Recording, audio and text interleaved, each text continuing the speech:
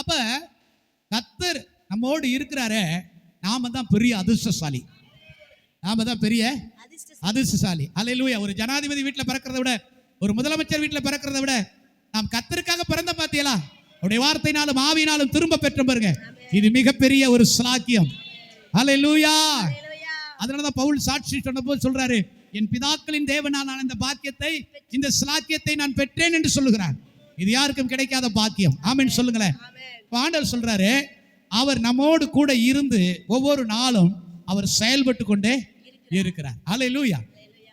கர்த்தர் ஒரு மனுஷனோட இருந்தா அவன் ஒரு அதிர்ஷ்டசாலி, அல்லது அவன் ஆசீர்வதிக்கப்பட்டவன், அல்லது அவன் பலம் உள்ளவன், அல்லது அவன் ஒரு தைரியசாலி என்று கூட சொல்லலாம். அல்லேலூயா. ஆமென் சொல்லுங்களேன்.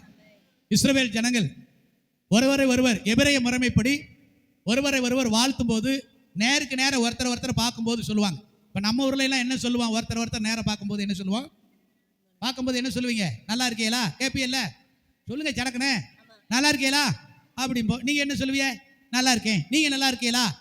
அதுக்கு பிறகு கொஞ்சம் வாஞ்சியா கட்டியனா புள்ள விட்டியலா நல்லா இருக்கா அப்படின்னு கேட்போம். ஆனால் எபிரேய கலாச்சாரத்தில் அப்படி கேட்க மாட்டாங்க. முதல்ல பார்த்த உடனே கர்த்தர் உன்னோடு இருப்பாராக. அப்ப அவங்க சொல்லுவாங்க, கர்த்தர் உம்மோடும் இருப்பாராக. அல்லேலூயா. அப்ப எது ஒரு பெரிய ஆசீர்வாதம்னா, தேவனுடைய நாமத்தை ஒருவர் வழங்குறாங்க, ஒருவருக்கு ஒருவர் இருக்கிறத பரிமாறிக்கொள்றாங்க. ஆமென் சொல்லுங்களேன்.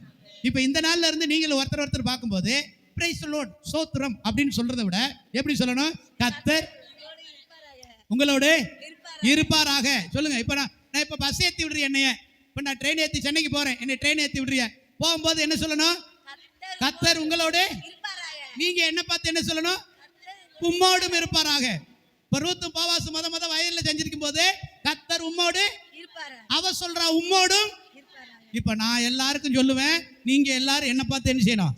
கர்த்தர் உங்களோடு இருப்பாராக, உங்களோடும் இருப்பாராக.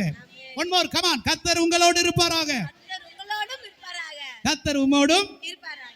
அதுதான் ஒரு எபிரேயனை சந்திக்கும் போது இருக்கிற வாழ்த்துக்கள். இந்த நாள்ல இருந்து நீங்களும் அதை பழக்கமாக்குங்க.